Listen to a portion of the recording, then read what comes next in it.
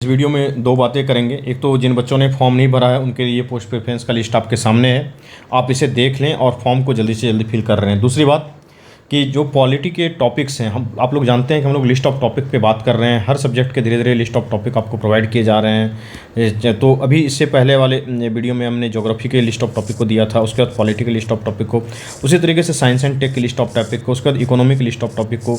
इन सब चीज़ों को देने के बाद फिर लास्ट में जो है कि करंट अफेयर के लिस्ट ऑफ टॉपिक को दिया जाएगा। करंट अफेयर में भी दो तरीके के, एक बिहार के करंट अफेयर के पर्सपेक्टिव से और इंडिया के करंट अफेयर पर्सपेक्टिव से, और फिर जो है कि इंटरनेशनल रिलेशन वाला जो मसला है उसके पर्सपेक्टिव से। तो तीन लिस्ट ऑफ टॉपिक्स उधर भी बन जाएंगे। तो प्रयास करेंगे जितना भी समय मिल पाता है कि धीरे धीरे यूट्यूब पे वीडियो अपलोड कर दिया जाए। तो ज्योग्राफी का अपलोड हो गया है, दूसरा ये वीडियो है उस सेक्शन का, पॉलिटिकल लिस्ट ऑफ टॉपिक को लेकर के। तो आप इसे देख सकते हैं। और 17वीं बीपीएससी मेंटरशिप प्रोग्राम का जो है कि फ़ी कम कर दिया गया है, 499 अभी ऑफ़र चल रहा है। तो आप चाहें तो उसे ज्वाइन भी कर सकते हैं, अदरवाइज जो चीज़ें मैं यहाँ बता रहा हूँ आप उसे देख सकते हैं। तो आइए देखते हैं ये कौन कौन से टॉपिक्स हैं। जो देखिए, टॉपिक्स में दो तरीके की बात हम लोग कर रहे हैं। सबसे पहले जो बहुत इंपॉर्टेंट टॉपिक हैं उसको आपको कंप्लीट करने ही चाहिए, और उसके बाद फिर आगे जब क्लासेस में बात करेंगे तो उसमें और भी बहुत सारे टॉपिक्स के बारे में बताएंगे जो करंट से संबंधित हैं, कि ये करंट से टॉपिक संबंधित हैं, इसको भी करने चाहिए। तो अभी जो हम लोग बात करेंगे, क्या करेंगे, उसमें core of the core topic की बात करेंगे कि सिर्फ इतना टॉपिक कर लीजिए ताकि आपका जो कोर चीज़ें हैं 80 से 90% तो वही कोर ही चीज़ें रहती हैं, वो कवर हो जाए। ऐसा नहीं कि करंट अफेयर के पढ़ने के चक्कर में हमारा कोर टॉपिक छूट जाए, ऐसा नहीं करना है। पहले कोर टॉपिक को कंप्लीट कर लेना है, उसके बाद करंट अफेयर की ओर हम लोग बढ़ेंगे और करंट अफेयर के पूरे टॉपिक वगैरह बता देंगे। उसमें कोई समस्या नहीं है। प्रयास करेंगे जितना समय मिल पाए यूट्यूब पे आके बता देने का। तो आप जानते हैं कि जो संविधान के उद्देश्य का ये प्रस्तावना है ये काफ़ी इंपॉर्टेंट है। इससे भी पहले एक संविधान एंड संविधानवाद है, तो उसको भी जो है कि कॉन्स्टिट्यूशन एंड कॉन्स्टिट्यूशनलिज्म जिसको बोलते हैं वो काफ़ी इंपॉर्टेंट है। उससे कई बार सवाल पूछे गए हैं, तो उसको भी देख लेना है कि संविधान एंड संविधानवाद। इसका लिखा हुआ PDF आपको मिल जाएगा अच्छे से, वो पेन पेपर वाला PDF। आप टेलीग्राम ग्रुप ज्वाइन कर सकते हैं, IAS PCS इंस्टीट्यूट आप सर्च करेंगे, ठीक है, तो आपको मिल जाएगा ये। नहीं तो डिस्क्रिप्शन में लिंक है, इसको भी ज्वाइन कर सकते हो, कमेंट बॉक्स में लिंक होगा, वहाँ से भी आप ज्वाइन कर सकते हैं। और 70th BPSC मेंटरशिप के भी जो बैच हैं उसकी फ़ी बहुत कम कर दी गई है। अभी ऑफर चल रहा है 499 रुपीज़ का, लिमिटेड सीट है, अगर चाहें तो आप एडमिशन ले सकते हैं, अदरवाइज कोई बात नहीं है। तो ये संविधान एंड संविधानवाद हो गया, संविधान के उद्देश्य का ये प्रस्तावना हो गया। फंडामेंटल राइट्स हैं, DPSP हैं, फंडामेंटल ड्यूटीज़ हैं, ये core of the core topics हैं। इसको आपको बिल्कुल तैयार कर लेने चाहिए, इसके हर एक आस्पेक्ट को। किस तरीके से आपने देखा होगा, एक बार प्रश्न पूछ लिया गया था कि जो आर्टिकल 21 है उसको इलुबरेट किया गया है, तो किस तरीके से किया गया उसके बारे में बताएं। DPSP के बारे में कई बार सवाल पूछे गए, फंडामेंटल ड्यूटीज़ से कई बार सवाल पूछेंगे। और पॉलिटी के सवाल में BPSC में एक बात ये रहती है, इसके सवाल काफ़ी बड़े बड़े आते हैं, वो UPSC टाइप के सवाल पूछे जाते हैं इसमें से। तो थोड़ा सा इसको अच्छे से पढ़ना है। नहीं कुछ समझ में आए तो लक्ष्मीकांत आप पढ़ते आ रहे हैं, उसे भी पढ़ सकते हैं, लेकिन कुछ वैल्यू एडिशन आपको बाद में उसमें करना पड़ेगा। वैसे अच्छी बुक है लक्ष्मीकांत, उसको आप पढ़ सकते हैं। तो सेंट्रल स्टेट रिलेशन है, जो कोर चीज़ें हैं तो लक्ष्मीकांत से आप पढ़ के ख़त्म कर ही सकते हैं। आप बाद बाकी, और फिर आपके पास भी बहुत सारा मटेरियल होगा, आप कहीं ना कहीं से तो पढ़ ही रहे होंगे, तो उससे भी आप चीज़ों को कलेक्ट करके तैयार कर सकते हैं। नहीं कुछ समझ में आए तो लक्ष्मीकांत। प्रेसिडेंट है, गवर्नर है, CM है, उसके बाद पार्लियामेंट की बात है, पंचायती राज की बात है, जुडिशरी की बात है। इसके हर एक एस्पेक्ट्स को, प्रेसिडेंट का क्या पावर है, गवर्नर पे जो प्रीवियस ईयर में क्वेश्चन पूछे गए हैं, किस तरीके से एक बार तो पूछा गया था, पीने का तोता हो गया है। तो उस तरीके के हर एक एस्पेक्ट्स को, जो क्रिटिसिज्म वगैरह होते हैं गवर्नर के पोस्ट को, उनको भी ध्यान में रख के आपको पढ़ना है। प्रेसिडेंट के बारे में एक बार पूछ लिया गया था कि ये घर के बड़े बुजुर्ग की तरह हैं, इनकी बात को अगर कोई नहीं मानता है तो क्या होगा। तो इस तरीके जो प्रश्न होते हैं BPSC में, उस प्रश्न को ध्यान में रखना है। हमेशा आपको क्या करना है कि जो प्रीवियस ईयर के क्वेश्चन है उसको तो आपको गेट बाय हार्ट होना चाहिए एकदम से, कि इस टॉपिक में क्या क्या प्रश्न पूछे गए थे। वो लिस्ट है प्रश्न का पूरा, वो भी आप चाहें तो अवेलेबल है, वो मेंटरशिप वाले ग्रुप में तो पूरा लिस्ट ही दिया गया है, तो वहाँ भी आप ज्वाइन करके उसको उपलब्ध कर सकते हैं। या फिर आपके पास भी प्रीवियस ईयर क्वेश्चन होगा तो उसमें सबको एक जगह कलेक्ट कर लें। मेंटरशिप वाले में क्या है कि एक जगह कलेक्टेड किया हुआ दिया हुआ है, या फिर आप अपने से भी कर सकते हैं चाहे तो। जुडिशरी है, तो खास करके ये क्षेत्रवाद वाला जो मुद्दा है, रीजनलिज्म जिसको बोलते हैं, उसको आप देख सकते हैं। फिर जो क्या कहते हैं, निर्वाचन आयोग की जो भूमिका है, इलेक्शन कमीशन की जो भूमिका वगैरह है, उसको आप पढ़ सकते हैं। इलेक्शन प्रोसेस, भारतीय चुनाव की प्रक्रिया जिसको बोलते हैं, और राजनीतिक दल, पॉलिटिकल पार्टीज, क्या होती है पॉलिटिकल पार्टीज, क्यों आवश्यकता है पॉलिटिकल पार्टीज की, किस तरीके की पॉलिटिकल पार्टीज की ज़रूरत है हमारे भारत में, इन सब चीज़ों को आपको जानने की बहुत आवश्यकता। आप पॉलिटिकल पार्टीज़ के बारे में जानते होंगे कि राजनीतिक दल जो है कि किस तरीके से एक स्वैच्छिक संगठन होता है जो लोगों को संगठित करके रखता है। उसमें मामला यही दो चीज़ें होता है कि उसकी दृष्टि बहुत समान दृष्टिकोण के लोग होते हैं और जो संवैधानिक प्रावधानों के अनुरूप कार्य करते हैं और राजनीतिक शक्ति को प्राप्त करने का हमेशा कोशिश करते रहते हैं, उसी को तो पॉलिटिकल पार्टीज कहते हैं। तो इन सब छोटी छोटी डेफिनेशंस को आपको याद रखना था कि आप तुरंत इंट्रो में आप इन चीज़ों को लिख सकें, भूमिका में तुरंत दे दिए, परिचय में दे दिए, बॉडी में दे दिए। उसके बाद जो आधुनिक लोकतंत्र या राष्ट्र में किस प्रकार के 4 प्रकार के राजनीतिक दलों की बात की गई है। आप जानते हैं कि एक प्रतिक्रियावादी राजनीतिक दल है, दूसरा रूढ़िवादी राजनीतिक दल है, उसके बाद उदारवादी राजनीतिक दल है, सुधारवादी राजनीतिक दल है। इन सब चीज़ों के बारे में आप जानते हैं और सुजीत सर BPRO हैं, वो आपको लगातार पढ़ा भी रहे हैं पॉलिटी बहुत अच्छे से मेंटरशिप बैच में, तो आप उसे भी देख सकते हैं। तो आप जानते हैं कि जो प्रतिक्रियावादी राजनीतिक दल होता है, तो प्रतिक्रियावादी राजनीतिक दल क्या होता है? ये ओल्ड माइंडसेट के लोग होते हैं जो पुरानी विचारधाराओं से चिपके रहते हैं, उसे प्रतिक्रियावादी राजनीतिक दल कहा जाता है। जो रूढ़िवादी राजनीतिक दल है उसमें थोड़ा सा फर्क है कि ये यथास्थिति में विश्वास करते हैं। जो प्रतिक्रियावादी है वो ओल्ड माइंडसेट वाले लोग हो गए। रूढ़िवादी में क्या हो गया कि ये यथास्थिति में विश्वास करते हैं। उदारवादी राजनीतिक दल आप जानते हैं कि जो लिबरल्स होते हैं वो विद्यमान संस्थाओं में सुधार करना चाहते हैं, तो उसे उदारवादी कहेंगे। और सुधारवादी राजनीतिक दल जो कि करंट विद्यमान संस्था है उसको ही हटा करके एक नई व्यवस्था स्थापित करना चाहते हैं, उसे हम लोग क्या कहते हैं? सुधारवादी। तो एक क्या हो गया? एक प्रतिक्रियावादी हो गया, दूसरा क्या हो गया? रूढ़िवादी हो गया, तीसरा क्या हो गया? उदारवादी हो गया, और चौथा क्या हो गया? सुधारवादी। आप देखेंगे कि इसमें जो पहला और दूसरा है, प्रतिक्रियावादी राजनीतिक दल और रूढ़िवादी राजनीतिक दल, इसमें दोनों में थोड़ा समानताएं हैं। तो क्या समानता है? जो प्रतिक्रियावादी राजनीतिक दल है वो ओल्ड माइंडसेट के लोग हैं, पूरी तरीके से पुरानी बातें करेंगे, हमेशा हर चीज़ों में पुरानी बातें। वो एक मजाक में कहा जाता है ना कि हाउ जमाना बहुत बढ़िया था, भाई अंग्रेज लाठी बांध के लाठी मारता था तो भी वो जमाना बढ़िया था। तो मतलब ये जस्ट एक सार्केजम है, इसको अदरवाइज नहीं लेने का। तो ये ओल्ड माइंडसेट के लोग होते हैं, तो प्रतिक्रियावादी हो गया। उसके बाद रूढ़िवादी जो यथास्थिति में विश्वास करते हैं, जैसा चल रहा है चलने दो, ठीक है। उसके बाद उदारवादी क्या होता है कि जो विद्यमान संस्थाएं जैसे RBI है, सेबी है, या फिर और भी संस्थाएं हैं जैसे कैग है, उन्हीं विद्यमान संस्थाओं में सुधार करने की बात करते हैं कि इलेक्शन कमीशन में रिफॉर्म होना चाहिए।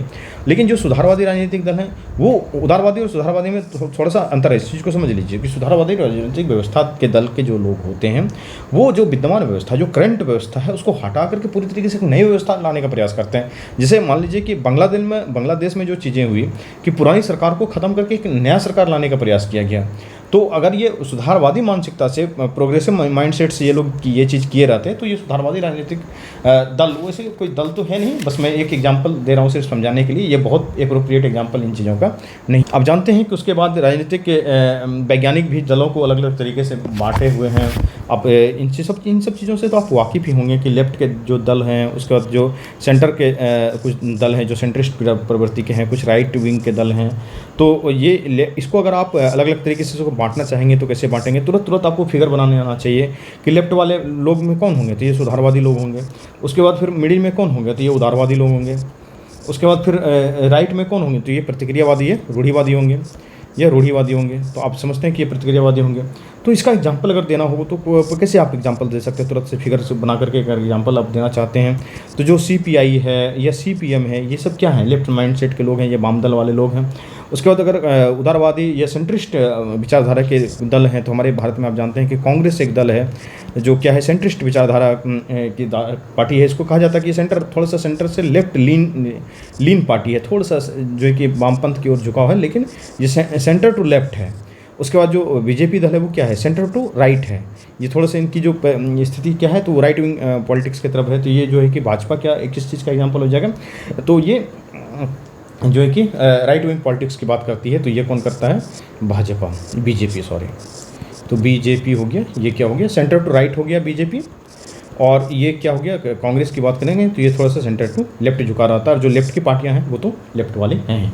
उसके बाद दल की व्यवस्था है, तो दल की व्यवस्था पे भी पॉलिटिकल पार्टी को बांटा जाता है। आप जानते हैं कि दल की व्यवस्था पे किस तरीके से पॉलिटिकल पार्टी को बांटा जाता है। आप जानते हैं कि जो एक दलीय व्यवस्था होती है उसको सिंगल पार्टी सिस्टम बोलते हैं। उसके बाद फिर द्विदलीय व्यवस्था होती है तो उसको 2 पार्टी सिस्टम बोला जाता है। और जो जहाँ बहुदलीय व्यवस्था होती है उसको मल्टी पार्टी सिस्टम बोला जाता है। तो जहाँ एक दलीय व्यवस्था होगी वहाँ पर क्या होगा कि सिर्फ सत्तारूढ़ दल ही होंगे, जो सत्तारूढ़ पार्टी होती है सिर्फ वही होंगे, जो पार्टी इन गवर्नमेंट या पार्टी इन पावर जिसको बोलते हैं वही लोग रहेंगे। वहाँ पे किसी भी तरीके का विरोधी दल, इसकी कॉन्सेप्ट ही नहीं होती, वहाँ नहीं हो सकता है। जैसे रूस को आप देख सकते हैं, इसका एक बेस्ट परफेक्ट एग्जांपल दिखेगा कि यहाँ पे क्या है, रूस है, सॉरी रूप लिखा गया रूस। तो ये रूस जो है क्या है, ये सिंगल पार्टी सिस्टम में काम कर रहा है। इस तरीके से और भी बहुत सारे देश हैं, आप एक एग्जाम्पल को ध्यान में रखेंगे। द्विदलीय व्यवस्था है, तो जहाँ पे दो बड़े दल होते हैं, खास करके आप इसमें सॉरी अमेरिका और ब्रिटेन की बात कर सकते हैं, तो आप देखते हैं कि किस तरीके से अमेरिका में भी डेमोक्रेटिक और रिपब्लिकन पार्टी चर्चा में रहा है। वहाँ पे इलेक्शन भी हुए हैं, वो काफ़ी इंपॉर्टेंट मुद्दा भी है। और जो वहाँ के राष्ट्रपति महोदय ट्रंप साहब लगातार बयान दे रहे हैं, तो आपके इंटरनेशनल रिलेशन के टॉपिक को भी किस तरीके से उन्होंने प्रभावित किया है। लगातार इंटरनेशनल रिलेशन के टॉपिक आ रहे हैं। आप ये भी चीज़ देखते होंगे कि जो ट्रंप साहब ने पिछले 50 दिन उनके कार्यकाल पूरे हो गए हैं अभी, उसके बाद उन्होंने जो फैसले लिए थे उसी फैसले में वो गिरते हुए दिख रहे हैं। किस तरीके से कनाडा के प्रधानमंत्री चेंज हुए हैं, ट्रूडो साहब जब हट गए हैं वहाँ पे, और लगातार उनको चुनौतियाँ मिल रही है। आज ही आप न्यूज़ में देखेंगे आफ्टर जो 35 उसका फाइटर जेट था, वो खरीदने में कनाडा ने वो बोल दिया कि नहीं, हम इसको एक बार फिर से रिव्यू करेंगे इस डील को, उसके बाद फिर जो है कि खरीदेंगे।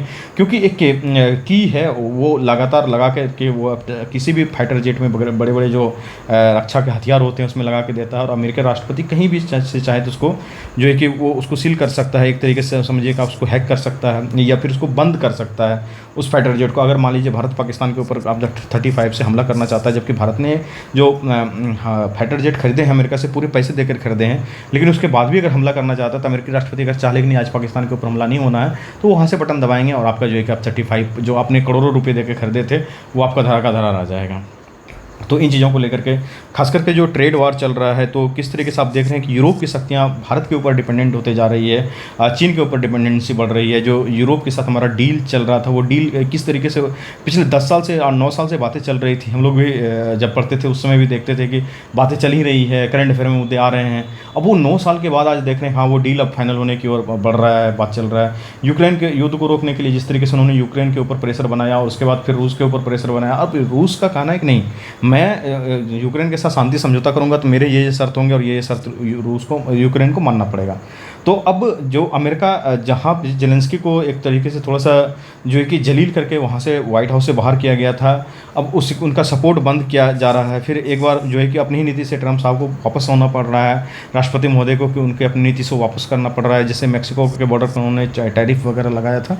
तो इन सब चीज़ों को आपको बहुत अच्छे तरीके से ध्यान रखना होगा, यहाँ भी पढ़ना होगा। सॉरी मैं थोड़ा सा टॉपिक से बाहर चला गया, मैं पॉलिटी के टॉपिक को डिस्कस करने के लिए आया हूँ। टॉपिक का लिस्ट मुझे बताना है, मैं ये फ्लो में खैर कोई नहीं, ये काम की ही बातें थी, ठीक है। तो चलिए मैं जो जिस टॉपिक को लेकर के वीडियो बना रहा हूँ उस पर थोड़ा सा कंसंट्रेट होकर पहले बात कर लूँ, क्योंकि ये क्लास की बातें तो होती रहती हैं। तो ये एक दलीय व्यवस्था, द्विदलीय व्यवस्था, बहुदलीय व्यवस्था आपने समझ गए। भारत में भी दलीय व्यवस्था है। अब जानते हैं कि भारत में विश्व में सबसे ज़्यादा राजनीतिक दल भारत ही देश है जहाँ के सबसे ज़्यादा राजनीतिक दल है। भारत विशाल क्षेत्रफल का देश है, यहाँ पे जो है कि बहुत सारी राजनीतिक विविधताएँ विद्यमान है, सामाजिक विविधताएँ विद्यमान है। इसके कारण जो है कि राजनीतिक दल भी बहुत हैं। यहाँ सार्वभौमिक मताधिकार है, हमारे यहाँ एडल्ट फ्रेंचाइजी दे दी गई है। आप जानते हैं 18 वर्ष के लोग सारे जो +18+ एज के लोग होते हैं वो वोट कर सकते हैं, उसको राइट मिली हुई, ये बहुत बड़ा राइट होता है। तो उसके बाद जो है कि भारत में भी कई सारे राजनीतिक दल विद्यमान है, और इस जो है कि सभी प्रकार के राजनीतिक दल आपको भारत में दिखेंगे। हमारी डेमोक्रेसी एक मैच्योर डेमोक्रेसी की ओर बढ़ रही है। तो आप यहाँ पे देखेंगे कि वामपंथी दल है, दक्षिणपंथी दल है, केंद्रीय दल है, सांप्रदायिक दल है, गैर सांप्रदायिक दल है। इस तरीके से बहुत स्तर पे आप दलों को बांट के बहुत डेप्थ में पढ़ाई कर सकते हैं। आप खुद से भी इन चीज़ों को पढ़ सकते हैं, या मेंटरशिप क्लास भी चल रहा है, चाहे तो आप उसे देख सकते हैं, अदरवाइज कोई नहीं, आप अपने से भी पढ़ाई कर सकते हैं। उसके बाद भी आप देख सकते हैं कि चुनाव आयोग को लेकर के जो प्राचीन काल में इससे जो चुनाव की स्थिति रही थी, जो हमारा बहुत प्राचीन काल से ही हमारे यहाँ चुनाव चलते आ रहा है। और चुनाव सुधार वगैरह जब की बात होती है तो आप बहुत सारे समिति के बारे में पढ़े होंगे। संथानम समिति जिसको कहते हैं, तरकुंडे समिति, दिनेश गोस्वामी समिति, इंद्रजीत गुप्ता समिति, अलग अलग समितियों ने क्या क्या चुनाव सुधार के बारे में कहा। खास करके टी एन सेशन साहब का क्या योगदान रहा, किस तरीके से उन्होंने इपिक वगैरह का उसमें क्या था, इपिक मतलब वोटर ID कार्ड, तो उसको इंट्रोड्यूस करवाया था। उसके बाद किस तरीके से नोटा आया, EVM आया, किस तरीके से केरल के इलेक्शन में आया। तो जो नोटा है उसके जो एक अधिकार को किस तरीके से और क्षेत्र में विस्तार करना चाहिए। आप जानते हैं कि अभी जो 2024 में चुनाव संपन्न हुए उसमें जो शंकर लालवानी साहब थे यहाँ के इंदौर के सांसद, उनको सबसे ज़्यादा जो है कि वो मतों से भी जीते हैं। उसके बाद सबसे ज़्यादा नोटा भी इंदौर में ही पड़ा है। तो वहाँ के जो कांग्रेस के प्रत्याशी थे वो शायद फील्ड से ही हट गए थे, जो भी कारण रहा हो। सूरत में भी इस तरीके से चुनाव हो गया। तो इन सब चीज़ों को देखना होगा। ये लगातार कॉल क्यों आ रहा है। बच्चों से भी अनुरोध है कि कृपया जो हमारे टीम मेंबर के लोग हैं, स्टाफ टीम के लोग हैं, उन्हें कॉल किया करें। यहाँ पे पर्सनल नंबर पे या डेस्क के नंबर पे कॉल करने से बचें आप। बहुत सारे काम हमें भी करने रहते हैं, तो इन चीज़ों का ध्यान रखेंगे आप लोग। प्रभावशाली विपक्ष का किस तरीके से अभाव है, इन सब टॉपिक्स को आप देख सकते हैं। और भी कुछ टॉपिक है, मैं बात करके समाप्त करना चाहता हूँ क्योंकि वीडियो काफ़ी लंबा हो जाएगा, और लंबा वीडियो जो है कि एजुकेशनल वीडियो खास करके बच्चे देखना पसंद नहीं करते हैं।